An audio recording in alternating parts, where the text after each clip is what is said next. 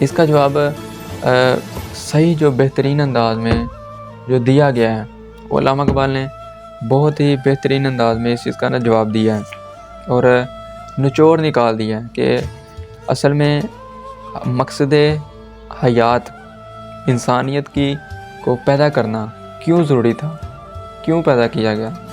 تو وہ علامہ اقبال رحمۃ اللہ علیہ اللہ تعالیٰ سے ڈائریکٹ بات بھی کر رہے ہیں اور ہمیں انڈائریکٹلی سبق بھی دے رہے ہیں کہ ہمیں کیوں اس دنیا کو پیدا کیا گیا یا انسانیت کو پیدا کیا گیا، اس کا مقصد کیا تھا۔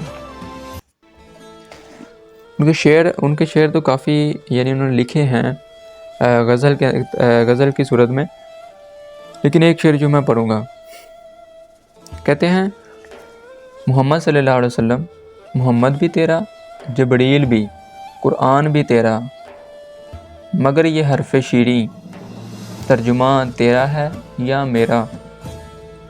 دوبارہ پڑھتا ہوں، محمد صلی اللہ علیہ وسلم، محمد بھی تیرا، جبریل بھی تیرا، قرآن بھی تیرا، مگر یہ حرف شیریں ترجمہ تیرا ہے یا میرا۔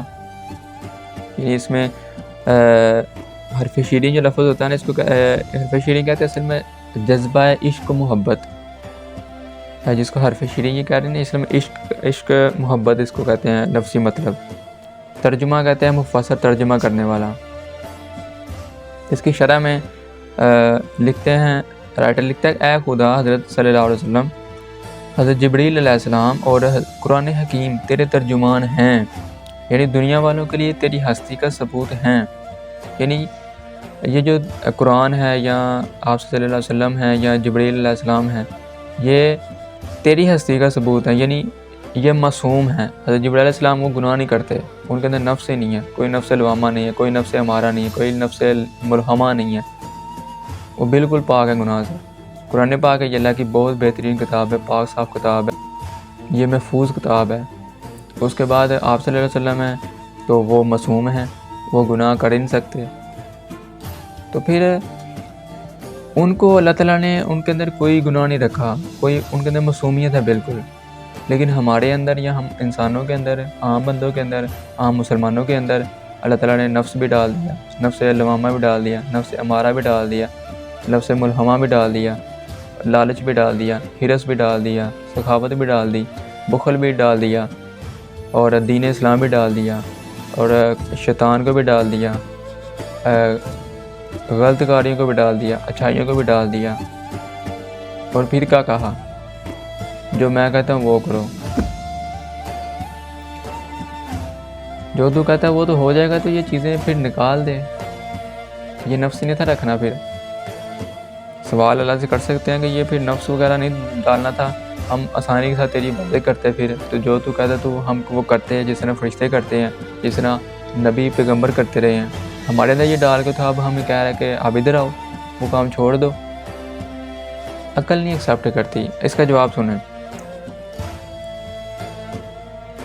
اے خدا، حضرت صلی اللہ علیہ وسلم، یعنی آپ صلی اللہ علیہ وسلم اور حضرت جبریل علیہ السلام اور قرآن حکیم یہ تیرے ترجمان ہیں، یعنی ہمیں پتہ چلتا ہے کہ یہ تو ہے، ایگزسٹ کرتا ہے، مگر یہ حرف شیریں یعنی جذبہ عشق و محبت میری ہستی کا ثبوت ہے، یعنی یہ جو قربانیاں دینا، یہ جان قربان کرنا، اس چیز کا اس لیے تو نے ہمیں پیدا کیا، یہ ہماری ہستی کا ثبوت ہے۔ کیسے؟ کیونکہ انسان اسی جذبہ عشق کی بدولت اللہ، رسول اور اس کے برحق کی عزت و وقار کو برقرار رکھنے کے لیے اپنی جان پر کھیل جاتا ہے، ورنہ عقل کا تقاضا تو یہی ہے کہ انسان ایسے کاموں سے اجتناب کرے جس میں اس کی جان کو خطرہ ہو۔ یعنی اب عشق کہتا ہے کہ جی جان قربان کر دو، لیکن عقل کہتی ہے کہ ایسے کاموں سے پرہیز کیا جائے جن سے آپ کی جان جا سکتی ہے، یعنی ایسے کام آپ نہ کریں جن سے نقصان ہو۔ مطلب جنگ ہو رہی ہے، اور کبھی اللہ تعالیٰ غزوہ احد میں بھیج رہا ہے، کبھی غزوہ خندق میں بھیج رہا ہے، کبھی غزوہ تبوک میں بھیج رہا ہے۔ کیوں بھائی؟ غزوہ احد میں کتنے تھے؟ 313 تھے، وہاں 1000 تھے۔ اللہ کہہ رہا ہے چلو جنگ میں جانیں قربان کرو۔ غزوہ خندق میں کہہ رہا ہے خندق بھی کھودو اور اپنی جانیں بھی قربان کرو۔ حالانکہ مسلمان ہوئے ہیں تو بجائے ان کو سہولیت ملنے کے، مسلمانوں کو اور زیادہ عذاب مل رہا ہے، یہ مشکلات مل رہی ہیں، اور اللہ کہہ رہا ہے میرے لیے جان قربان کرو۔ یہ کیا تھا؟ یہ عقل سے سمجھ نہیں آتی چیزیں. پھر کہتے ہیں پس اے خدا کیا یہ حرف شیریں تیرا ترجمان ہے یا کہ میرا؟ ترجمان تیرا ہے یا میرا ہے؟ علامہ ایک اور جگہ فرماتے ہیں بے خطر کود بر آتش نمرود میں اے عشق عقل ہے میں تماشا لبام بھی. یعنی عشق کی چیزیں کام سارے ہونے ہیں، عقل سے یہ چیزیں نہیں ہوتی ایکسیپٹ. اب جو ترجمہ کرتے ہیں صراط الذین انعمت علیہم، یعنی ہمیں ان لوگوں کے راستے پر چلا جن پر تو نے اپنا انعام فرمایا. تو اس کا ترجمہ بھی بعض لوگ غلط کرتے ہیں. یعنی وہ کہتے ہیں جی کہ ہم نے صرف وہ صحابہ کرام جو نبی پیغمبر تھے صرف ان کی باتوں کو فالو کرنا ہے. ٹھیک ہے، ان کو فالو کرنا ہے، وہ اللہ کا پیغام لے کر آئے ہیں، ان کو فالو کرنا ہے. لیکن اب اللہ کے جو نیک برگزیدہ بندے ہیں جو حکمت کے ذریعے ہمیں سمجھاتے ہیں، کیا ان کے ساتھ ہم پھر سوالات کرنا شروع کر دیں؟ بعض جگہوں پر سوال کیے جاتے ہیں، بعض جگہوں پر حکمت کے ذریعے خود ہی سمجھایا جا رہا ہوتا ہے. ہر جگہ پر آپ سوال نہیں کر سکتے اور ہر جگہ پر آپ خاموش نہیں رہ سکتے. ہر جگہ کا اپنا مقام ہے. اب کسی اللہ کے نیک برگزیدہ بندے کے پاس چلے جائیں، اولیاء ولی کے پاس چلے جائیں، تو وہاں جا کے آپ ڈسکشن کہیں میں کرنی ہے، میں نے گفتگو شنید کرنی ہے، تو یہ غلط میٹر ہے. اگر گفتگو کرنی ہے، ڈسکس کرنا دین کو، تو وہ آپ کسی عالم دین کے پاس جائیں. اگر اللہ کے بزرگوں کے پاس جانا ہے تو وہ آپ کو حکمت سے عشق محبت کا درس دے گا. عشق کیا ہے اصل میں؟ وہ آپ کو آپ کے اندر سے جو نفس کی ہے وہ اس کی نفی کروائے گا، آپ کی جو میں ہے اس کی نفی کروائے گا، آپ کے اندر لالچ ہرس ہے اس کی وہ نفی کرے گا. لیکن یہ کام عالم دین نہیں کر سکتا. وہ صرف آپ کو یہ بتا سکتا ہے یہ کام غلط ہے، یہ برا ہے، یہ اچھا ہے، یہ برا ہے، بس. اس کے پاس حکمت نہیں ہے، علم ہے اس کے پاس. علم اور حکمت میں فرق ہے. بعض کا اللہ تعالیٰ قرآن پاک میں خود کو علیم کہہ رہا ہے، بعض کا کئی جگہوں پر خود کو حکیم کہہ رہا ہے، حکمت والا اللہ. اس کا کیا مطلب ہے؟ اب یہ نہیں کہہ سکتے کہ ہر کسی کے ساتھ آپ جا کے دین کو ڈسکس کریں کہ جی یہ کیا ہے، دین اس طرح کیا ہے، ہم یہ کیوں کام کرتے ہیں. ہر جگہ پر سوال نہیں کیے جاتے. کچھ چیزیں حکمت کے ذریعے سمجھائی جا رہی ہوتی ہیں لیکن ہمیں فی الوقت لگ رہا ہوتا ہے کہ یہ غلط ہے، لیکن بعد میں پتہ چلتا ہے کہ یہ ٹھیک ہے.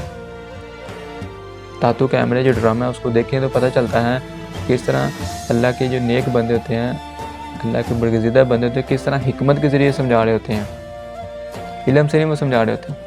علم کی بات کریں تو وہ کہتے ہیں ہم تو نہیں جانتے.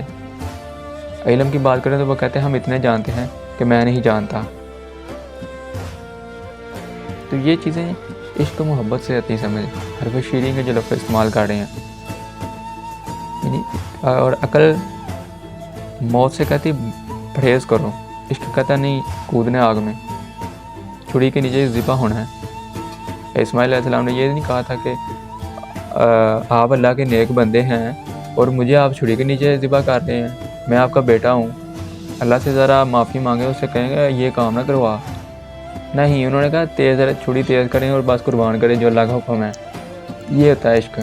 سوال نہیں کیے جاتے کہ یہ کیسے ہے، یہ کیا ہوگا، اس کا کیا فائدہ ہوگا، یہ کیا میں بچ جاؤں گا نہیں بچوں گا.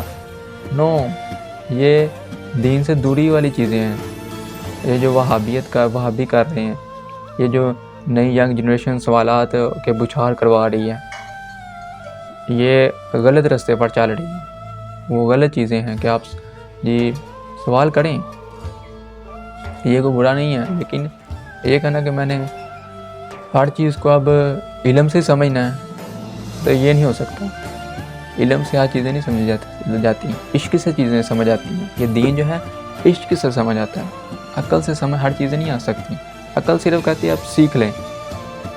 قربانی علم سے نہیں دی جاتی. قربانی کے لیے عشق کا ہونا ضروری ہے. بہت شکریہ. جزاک اللہ.